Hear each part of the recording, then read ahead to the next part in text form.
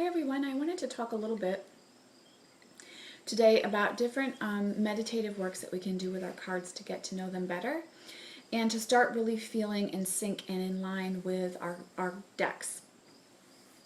So if you have watched any of my videos before, then you know that the Tarot of the Vampires is a deck that I'm completely in sync with and in line with. It's my absolute favorite deck of all time, and communicating with that deck is extremely fluid, clear, forthright for me. I always get very honest, immediate answers, and that includes when I use that deck with my clients. So I've been speaking with someone who is looking to get to that place with their Oracle deck, and they're new on their journey with working with cards. And so I wanted to do a video just kind of giving some ideas, some recommendations, letting you know what's worked for me as I get to know my decks. So I have quite a few Oracle and Tarot decks. I am a Taurus, and so I collect. And that's why I have so many reviews online, because for a lot of the decks that I was looking to purchase, there were no reviews. And it was frustrating to me because I love watching YouTube reviews on decks. It's nice to see at least some of the images, get an idea of how does the deck flow, am I drawn to it through review before I purchase it. So that's why I started doing Oracle and Tarot deck reviews online. So I have quite a few decks, and I take a while to get to know my decks before I say anything about them, and before I start sharing them with others, or before I purchase them for friends, because I do love to gift decks. So I want to talk about and really share about different ways that you can get to know your Oracle deck, especially if you're just starting to work with cards, just starting to work with Oracle decks. I'm going to really focus on Oracle decks here, not Tarot decks, but you can definitely apply this information to your Tarot deck and work with it pretty seamlessly. The really cool thing about Tarot is that you have not a set, but a general archetype that you're also working with each card, as well as the interpretation of that archetype. With Oracle decks, it's a lot more freeform, so it can be a little more confusing when you're starting to work with your Oracle decks. And I've talked about a lot of these things in other videos. I'm just kind of summing them up into one cohesive video for you, so you don't have to kind of explore around and try to find what I'm talking about in this video, in each of those other videos. The first thing that's really important that I would really recommend that you do, and I'm just going to show you my current journal right now, is that you have a journal set aside for your Oracle work.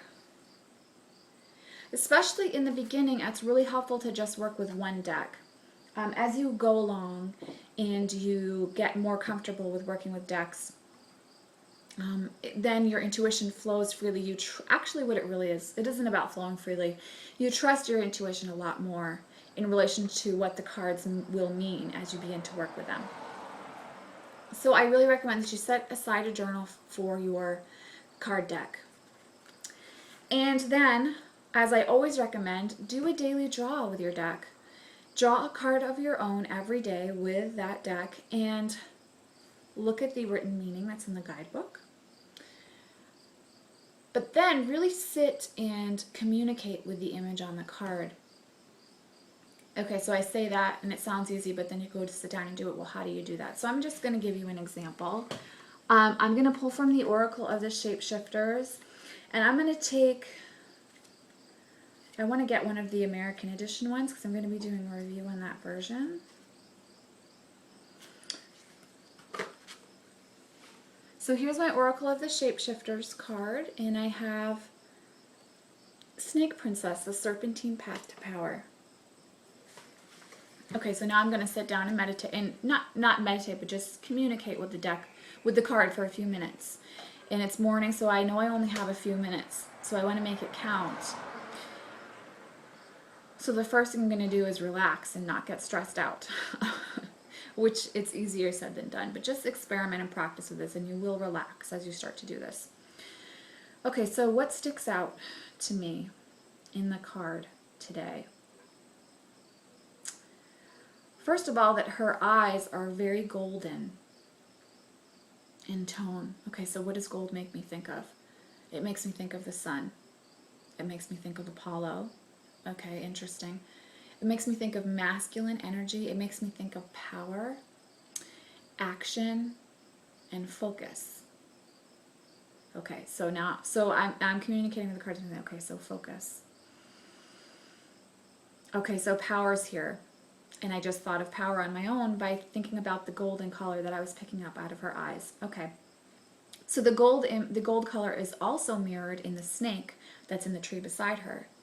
Okay, so I've got power, snake in a tree. Okay, automatically go back to my Christian roots. Okay, it's Satan. That's interesting.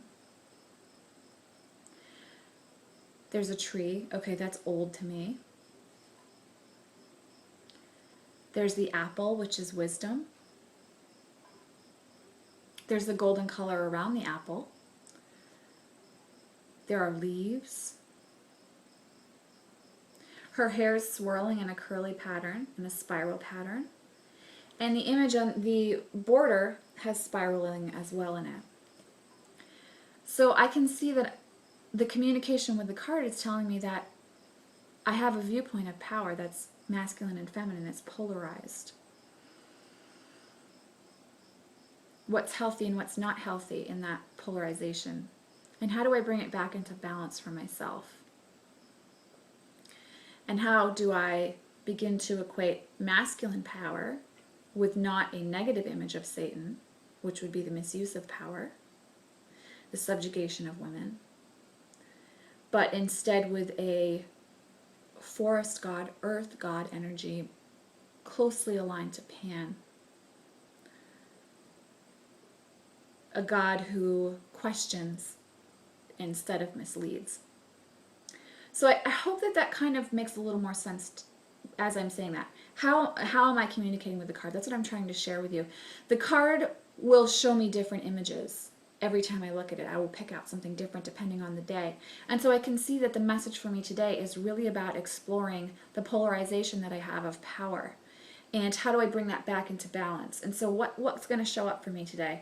Well, I could get into an altercation with a gentleman at work if I'm not careful. I work at a boutique, and so we don't have a lot of men coming in. So when they do, it's interesting energy, and it can get quite testy. So, okay, there could be an altercation. I need to be able to focus and stay in a balanced sense of my own power and also in a balanced sense with that other person's power. So that's how I communicate with the cards in the morning. Now, when you look at the card again on another day, like I'm looking at it now, all I can see is the white in the image on the camera. Okay, so what is white to me? So you see what I'm saying? The communication with the card isn't necessarily, okay, start talking to me.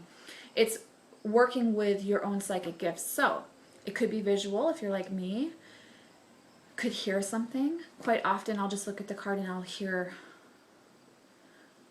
words over and over again.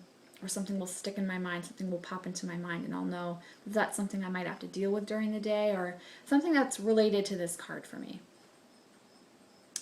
So, for instance, whenever I see the Nine of Knives or the Nine of Swords in the Tarot with the Vampires deck, the bloody knife always makes me think of a knife in the back. So it's that kind of thing. That's how you communicate with your card and get to know your card. So journal that, write that down, write those observations down, and see where they take you, how the card makes sense to you, how the energies that are aligned with the deck are trying to communicate with you. And you'll find that it will be different with every deck, but especially when you're beginning, just do that. Draw one card a day and just see what messages you get that way. Another way that you can really meditate and work with your deck is, sorry guys, do you like my blue straw? To meditate on your most favorite image in the deck, your least favorite, and the one that you have a zero response to, the one that you feel nothing for in the deck. And that is really helpful, because you'll find as time goes by that those images change constantly, which ones you have those feelings for. And so meditating with those cards and then journaling is very helpful. So what do you want to journal about when you do that? Well, here's what I would recommend. First of all, journal about what makes you hate that image or love that image or feel nothing about that image. Then What can you see in the image that you don't mind so much? And then sit down and actually meditate with the card. So I want to talk about how you can meditate with the card. So let's say that I'm going to sit down and meditate with the Snake Princess. The first thing that I want to do, and I'm taking my shoes off right now as I do this, so that just lets you know you want to get grounded before you begin your meditation. I've talked about this in other videos, but I'll just do it really briefly now. This is going to be a two-part video.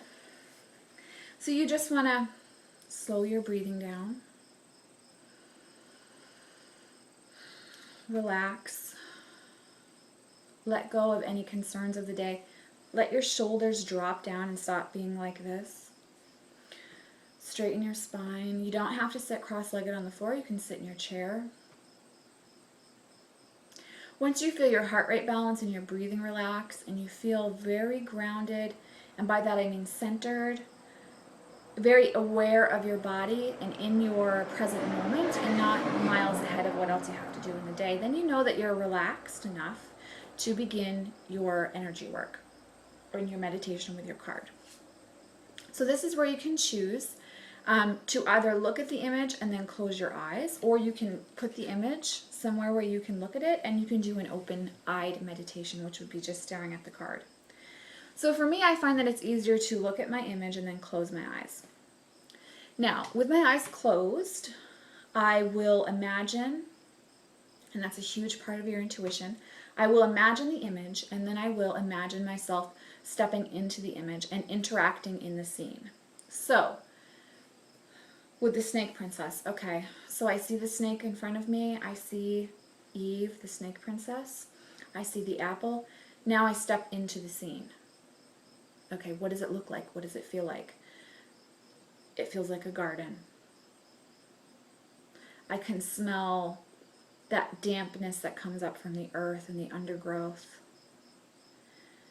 I can see the Snake Princess and the snake itself, and they're right in front of me. So who do I want to interact with tonight or today in this image? And from there I would ask, who am I going to be interacting with? And then I would have a conversation with whoever it was.